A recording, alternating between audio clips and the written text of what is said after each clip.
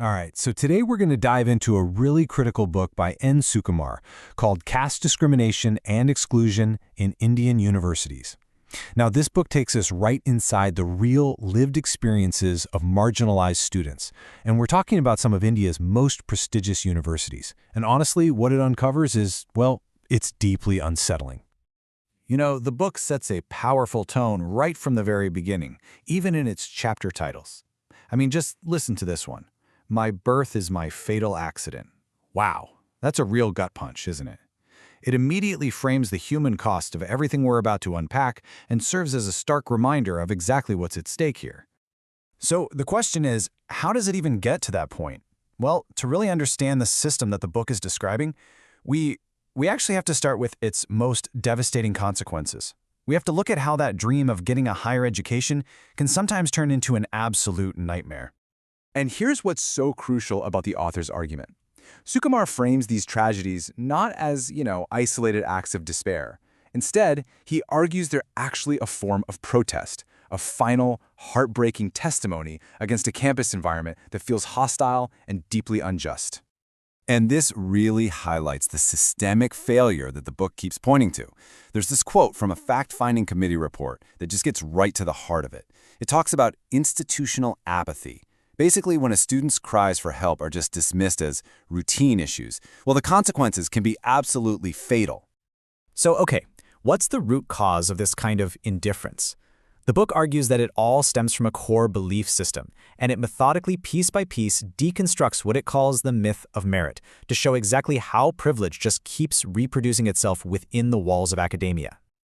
And this brings up a really central question, one the book grapples with throughout. If these universities are supposed to be these beacons of meritocracy, then why do we see this consistent pattern of exclusion and tragedy? The book's answer is that we have to look much, much deeper than what's on the surface. And to do that, the book brings in a really key concept, cultural capital. So what is that? Well, you can think of it as this kind of invisible inheritance. It's things like having the confidence to speak up in a seminar, or maybe having the right accent, or the social networks that open doors. It's a type of capital that isn't about money, but it's incredibly powerful when it comes to preserving privilege.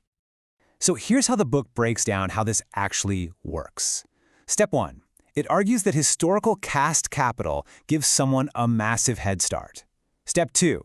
This then leads to much easier access to elite institutions. And finally, Step 3. Those institutions grant credentials that are then framed to the world as pure merit, completely erasing the generations of privilege that made it all possible in the first place. And get this quote from an IIT student, which is cited in the book, it's just absolutely chilling. "We always thought that we should use our brains, not our hands. Hands are for other people who don't have brains." I mean, wow.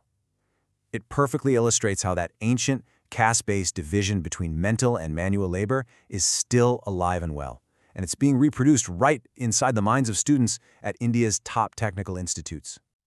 Okay, so that's the theory behind it. But what does this actually look like day to day? Well, the book's fieldwork takes us there, revealing the tangible, everyday realities that marginalized students face on campus. And what the research finds is that this discrimination, it isn't just in one or two places, it's pervasive.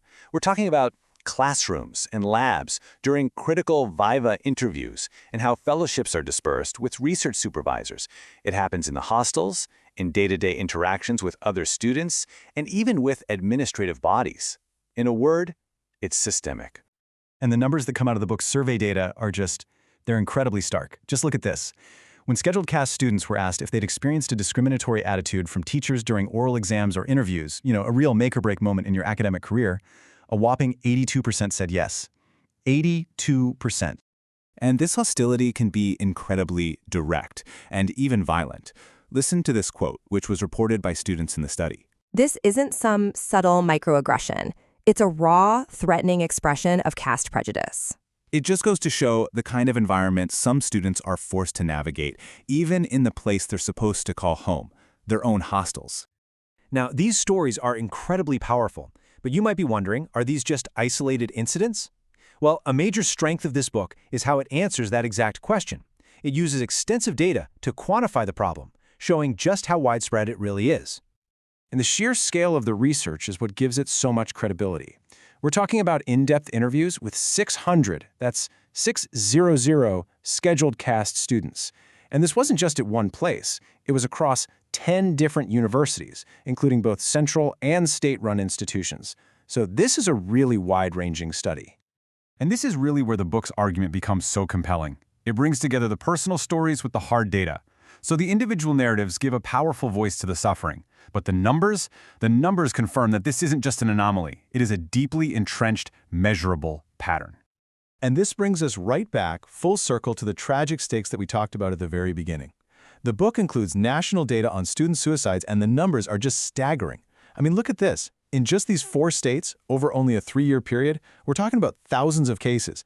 It really underscores the nationwide crisis that this book is tackling. But the book doesn't just diagnose the problem and leave it there. It's also a call to action. So in our final section, let's look at some of the concrete solutions and forward-looking ideas that are presented. Ideas for how to create a more just and equitable academic world. And this is so important, right? The analysis doesn't just stop at critique. Contributors to the book, including people like the former chairman of the University Grants Commission, Sakadio Thurot, they actually offer a clear roadmap that gives specific recommendations for real, meaningful, institutional change. So here are 3 of those key, actionable steps they propose.